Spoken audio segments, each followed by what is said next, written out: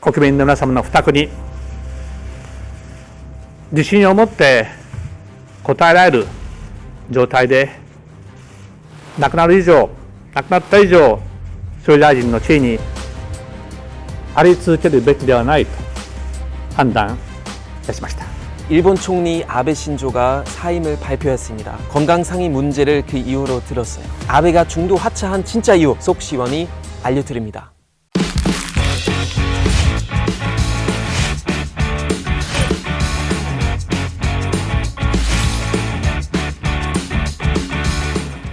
안녕하세요.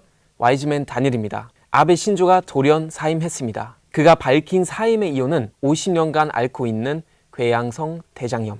아베는 일본 현정 사상 최장수 최연소 총리입니다. 2007년 조기 퇴진했으나 2012년 재집권한 뒤 사연임 설이 나올 정도로 승승장구했어요. 6번의 선거를 모두 승리로 이끌며 견고한 아베 일강 체제를 보여줬습니다. 2013년 지지율이 무려 70%까지 치솟죠. 그러나 아베의 지지율은 30%로 곤두박질칩니다. 직접적인 지지율 하락의 이유는 어김없이 코로나. 아베는 코로나 유행 초기부터 지금까지 부실한 대응으로 비판을 받았습니다. 그중 가장 압권이었던 사건, 다들 기억하시죠? 크루즈 세기운 배양 접시설. 국내 확산을 우려한 일본 정부가 요코하마에 입항한 승객들의 하선을 금지하는 격리 조치를 내렸거든요.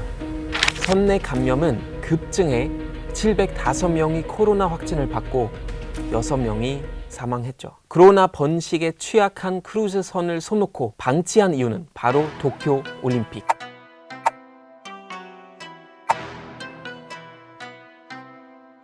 실제로 크루즈 내 코로나 확진 판정을 받은 탑승자들을 자국 공식 통계에서 제외하면서 환자 수를 적게 보이려는 노력을 했죠. 아베의 재임 기간 중 최대 성과가 될 수 있었던 도쿄 올림픽. 그러나 전 세계적 확산으로 어쩔 수 없이 올림픽은 내년으로 미뤄졌습니다. 사실 코로나 바이러스가 잠잠해질 기세를 보이지 않으니 내년에도 제대로 치러질지는 미지수예요. 올림픽이 연기됐음에도 아베는 코로나 대응에 여전히 미흡했어요. 첫 마스크 배포 사업인 일명 아베노 마스크. 입과 코를 제대로 덮을 수 없는 작은 크기의 첫 마스크를 가구당 2장씩 배포한 이 사업에 무려 466억 엔, 한국 돈 5,200억 원의 돈을 들여 예산을 낭비했다는 비판을 받았습니다. 코로나가 아베 지지율에 직격탄이었지만 사실 집권 중반부터 그의 지지율은 삐걱거리기 시작했습니다.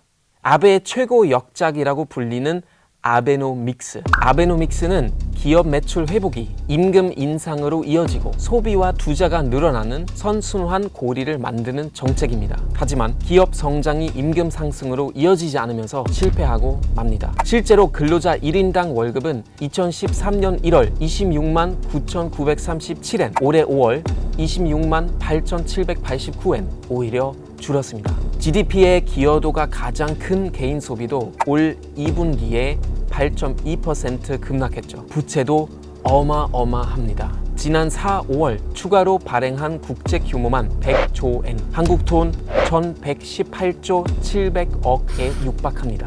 올해 들어서 한 번도 아베가 직접 아베노믹스를 언급하지 않은 걸 보면 본인도 민망스럽긴 한가 봅니다. 그의 평생 수고한 사업이었던 개헌도 무리수. 아베 외할아버지는 A급 전범이자 일본 전 총리 기시에 노부스케. 기시에 노부스케는 1954년 자신의 책 진정한 독립, 일본을 위하여 우리의 손으로 만들어진 헌법을 가져야 한다며 전쟁 금지를 규정한 헌법 제9조의 개정을 주장했습니다.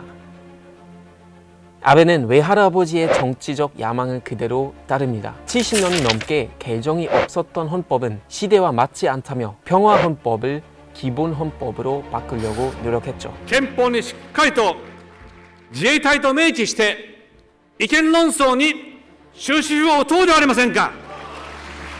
그러나 전쟁이 가능한 나라를 만드는 이 개헌은 일본 국내에서도 반발이 심했습니다. 이와 마찬가지로 과거사에 왜곡된 태도는 이웃인 한국과 중국과의 외교도 얼어붙게 만듭니다. 아베는 식민지 지배 책임에 구속받지 않은 극우적 역사관을 한일 관계에 녹여냈어요. 한일 일본군 위안부 합의를 내세워 사죄 거부를 하며 한국인들을 분노하게 했습니다.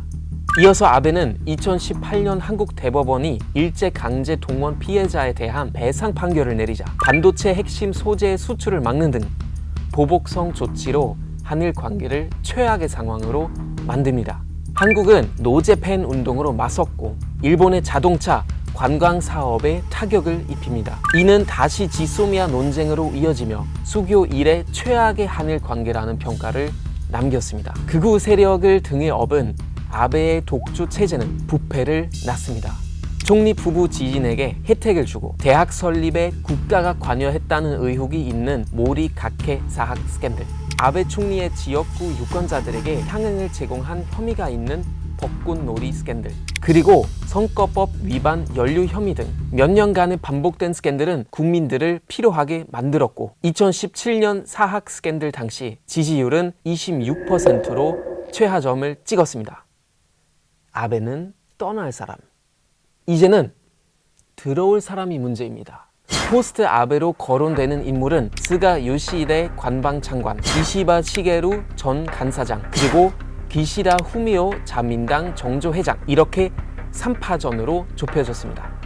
여기서 잠깐, 일본의 총리는 국민들의 손으로 직접 못 뽑아요. 일본은 의원 내각제로 보통 제1당 총재가 총리가 되는 그런 시스템이죠.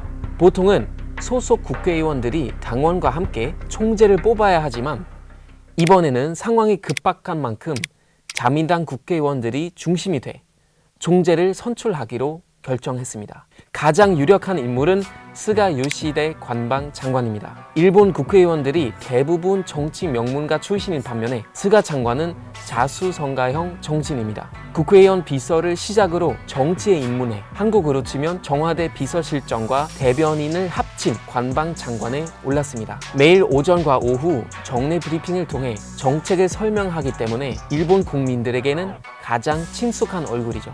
아베와 18년간의 인연이 있습니다. 아베 정권을 7년 8개월 동안 보좌하면서 정권을 유지한 데에 공이 있기 때문에 아베와 한몸이라는 말도 있죠.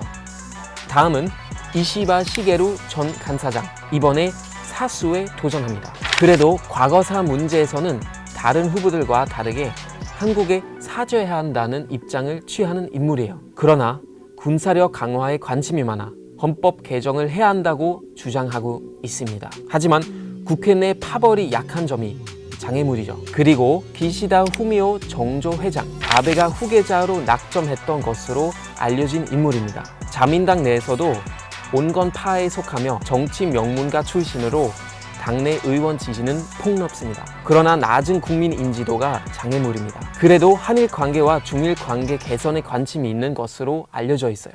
사실 포스트 아베가 누가 되든 간에 현재 한일 관계의 극적인 개선은 기대하기가 어렵습니다. 아베의 후임자의 임기는 2021년 9월까지입니다. 아베의 유산을 완전히 저버리기 힘든 1년짜리 총리 자리이다 보니 아베가 남긴 족적을 따라갈 가능성이 크죠.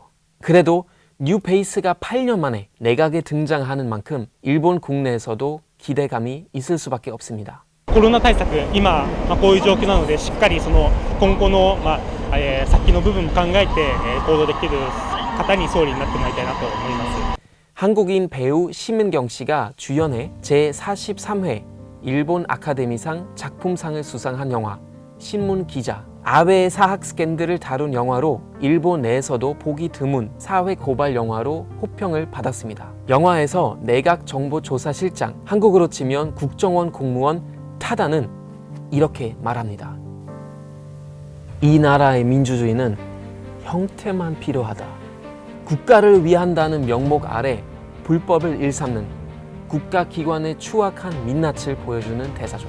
총리 한 명으로 현재 일본이 직면한 문제를 모두 바꾸기는 어려울 겁니다. 그래도 새로운 바람을 가져올 총리를 기다리는 일본 국민들의 소망은 이해가 가는 대목이죠. 포스트 아베, 누가 됐든 간에 뉴페이스의 어깨는 무거울 수밖에 없어 보입니다.